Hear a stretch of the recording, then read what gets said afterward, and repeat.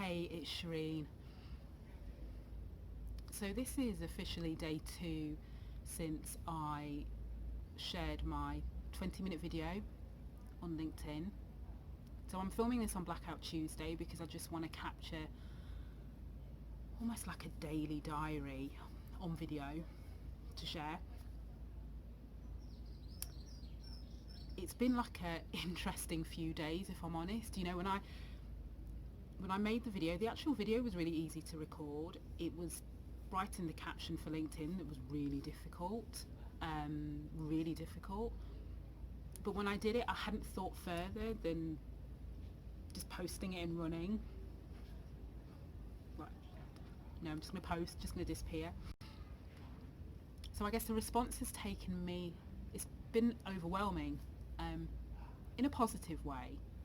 You know, I think at the time that I'm doing this, nearly 600 people have watched my 20-minute video.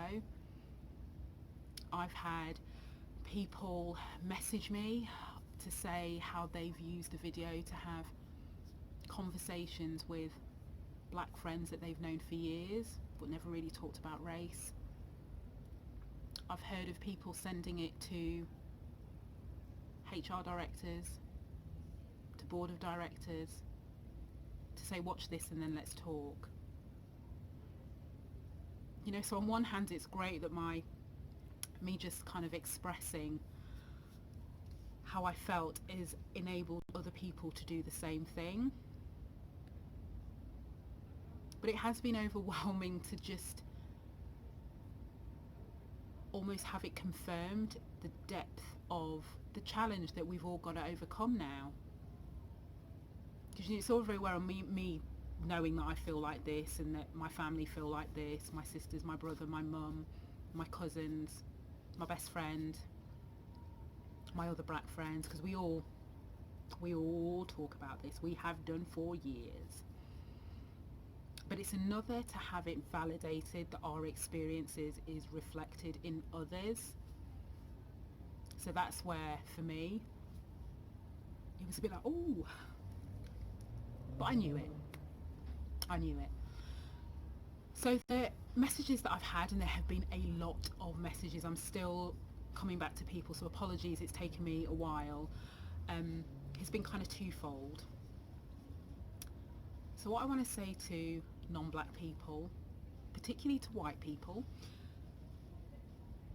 is I get that talking about this is uncomfortable and that you have felt uncomfortable, and I get that you don't want to say the wrong thing, you've been fearful of sounding ignorant, of sounding naive, so you've not said anything. But understand the reason why we as black people get really frustrated when we hear that, because that is the very definition of privilege. Because by you not saying anything, nothing changes for you. You can still have opportunity, you can still get the job, you can go to a conference and know that 99% of people are going to look like you. You can go out at night and don't be worried about being stopped by the police, wrong place, wrong time. You don't have to worry about your sons, your cousins, your nephews going out at night and something happening to them and the police always turning to them first because of the colour of their skin. So in that discomfort, that means you don't talk about it, it means that our lives never get any better. That's why we get so frustrated. So don't perceive that as we're angry, we're bitter, we're resentful. We are all of those things. Some of us just hide it better than others. But understand why and really think about what that allows you to do by not engaging in that conversation. Because it allows you to kid yourself that the diversity and inclusion plans that you have in place in your business is ticking all the boxes. And it is ticking all the boxes, but they are just boxes. It is not addressing the fact that as black people in the UK, we are seen as second-class citizens, with white people being at the top of the pyramid And it's about a power structure. You hold the power. That's why we're reacting like this. That's why some of us are breaking down and crying and scared and fearful of speaking out, because what might happen to our jobs and what might happen to getting work. You know, I was the same. I was very honest and open in terms of what was driving my fear, what has driven my fear over the past 17 years. So don't make this about you, even when you start to hear things that are going to make you feel really uncomfortable, because like what I said in my video, trust me, it is the tip of the iceberg. So when you are reaching out to your employees, your friends, your colleagues, your neighbours, and notice I say when, not if, because I'm ever optimistic, so I'm hoping that that's what you're going to do. It might get emotional. It might get very difficult to hear. But in that emotion, it is not our job to comfort you. Because to be honest, that's kind of what we've been doing for years. So just be really mindful of not expecting us to make you feel better when you realise that your silence has contributed to the oppression of another race. Like, it's awful, isn't it? It is absolutely awful. Now for my black people. I am the queen of brushing things under the carpet. Yeah, I'm fine. I'm good. But this time I'm not going to do that. I've cancelled all my meetings for the rest of this week, all of them. Like, it kills me. Like, part of me was like, oh my God. Like, don't do it, don't do it. I don't think I've ever done that in my life. Not just be on a call and do the whole trying to work out if people had seen what I've posted. Because that's almost exhausting, because not everybody has. So like, some people are still ringing me up expecting like, and I don't really know how to bring it up, so I'm just like, yeah, you know, like, have you seen my video? It's a bit rubbish.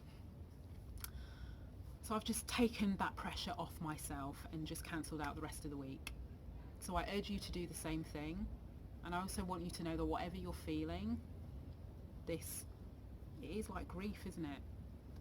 You know, we've held on to this for such a long time, and we have never really given voice to it. You know, I know for myself, I kidded myself that as I progressed in my career and metaphorically got into bigger rooms in bigger houses, that my progression was indicative of our progression as a people in society. But the Amy Cooper video and what's going on in the States, and this is the thing, it's not just about that, so don't make this about politics, don't make this about Donald Trump, because it isn't. For us in the UK, it's the silence, it's the lack of public support that's made all of us in the black community go, right, so this is really where we sit in the hierarchy of things. So all that camaraderie around the pandemic, we're all in it together, we're here for you. CEOs doing videos about how they're cutting their salaries and how they're making sure that communities get fed, turning beer into hand sanitizer, all of this stuff, all of this coming together, all of this support. But yet when it's black people hurting, nobody's got anything to say. Where's that camaraderie?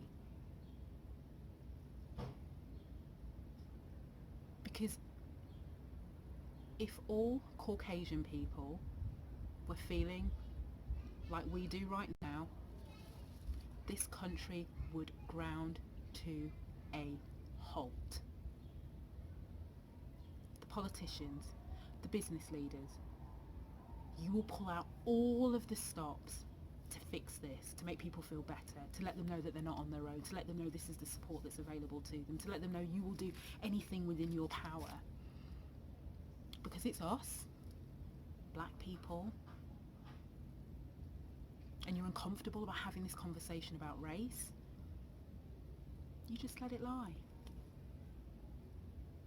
And that's what we've got to change. We have got to change this.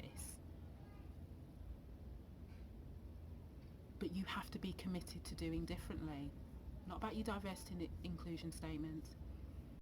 It's not about hashtag Black Lives Matter.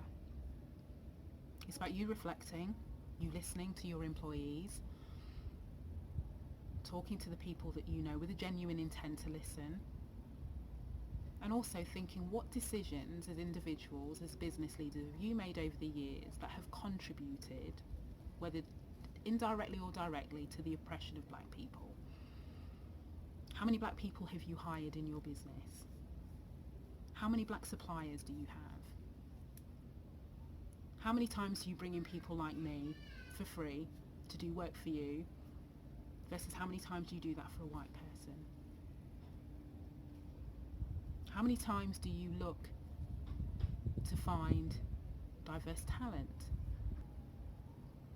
Because we've got to process all of this, so we're not going to be on our A game yet, but we will.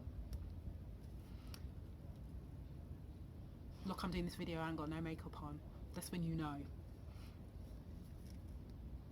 But this is really important, and you know, I don't want to give you a veneer with this. So as days goes on, I will do more videos, much shorter, like 5 minutes. So this one is shorter already, so I'll do more videos, and I will share, and I will answer questions, and I will just keep this dialogue moving, because this is a marathon, not a sprint. This is not going to be over in a couple of weeks' time or a couple of months' time. We have to be consistent, deliberate and intentional in recognising, addressing, understanding, but doing differently, because we cannot sweep this under the carpet.